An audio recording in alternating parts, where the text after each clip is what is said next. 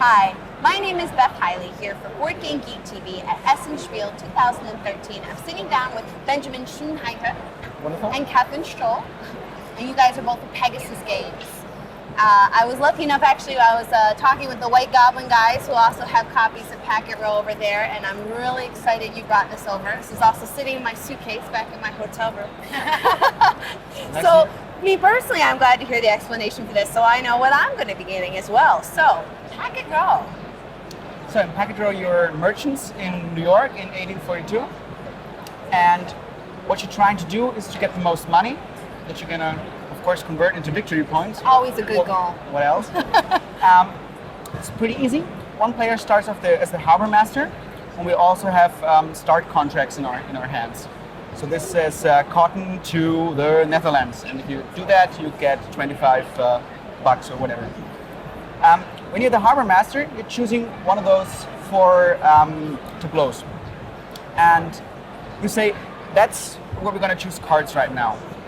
And you can choose cards from this row, and that's like the future cards. Okay. Okay.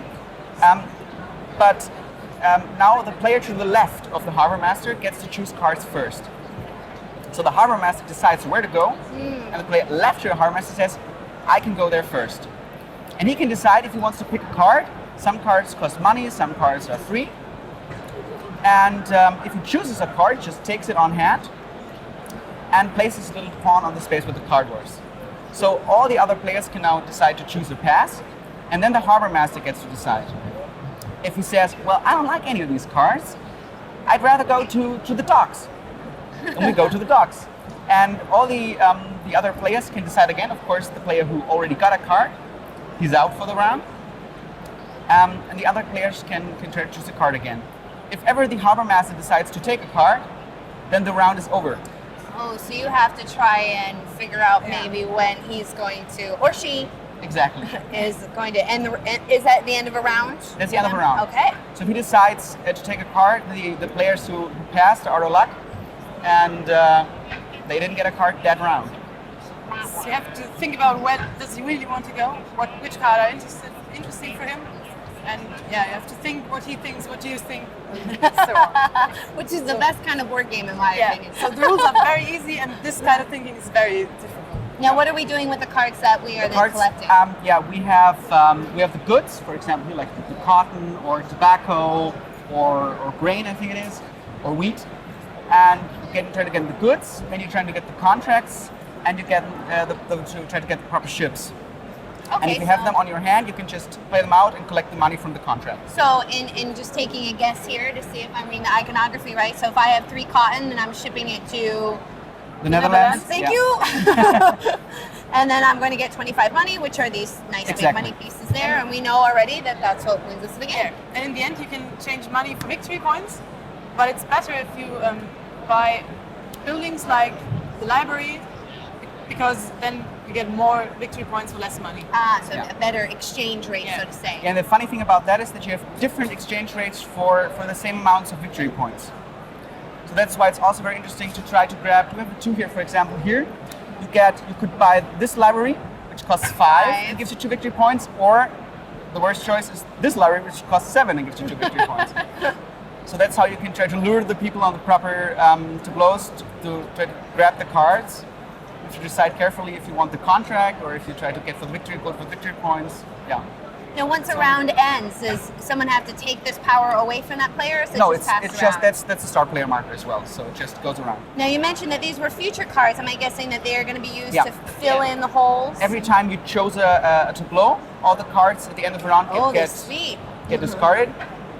Those slide down, and you just fill up here again. And so you have some information of what the next round is going to be like. So you can see, do I really want to go to that tableau, or am I waiting to see, because that's the cards that are coming in. Do you want to wait, or do I grab a card right now? Now I'm guessing based on the amount of pawns we have around the edge here, that's up to a 5-player game. Yes. 2 to 5 or 3 to 5? 2 to 5. 2 to 5. And how long, assuming full 5-player game, how long would it take us? Well, it says right there, 75 minutes. 75 minutes. The box says it all. I think that's realistic. Yeah. That's a Yeah, because I feel like once you get the rhythm of this going, you'd probably crank We it played out it. less than We that. played it with 5 players in 60 minutes too. So if you're fast, if you're in the game, it's no problem to play it in an hour or a little bit under an hour, I think. Yeah, and it depends how many cards is on hand. It depends on how many cards you choose. If you choose a lot of boards during the game, more cards are taken away, so the stacks will be empty earlier in the game, and it will be shorter, because that ends the game when a certain amount of stacks are empty. Yeah. And the game ends once ahead of the round. For example, if with 2 players, if one current cards, what's it called? Yeah. Darn.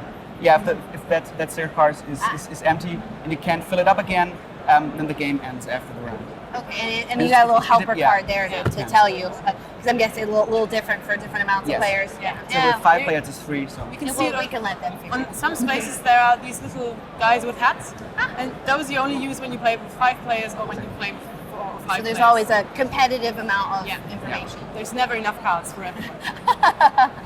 Well, Benjamin and Katarina, I really thank you for stopping by and bringing us Packet Row from Pegasus Spiel.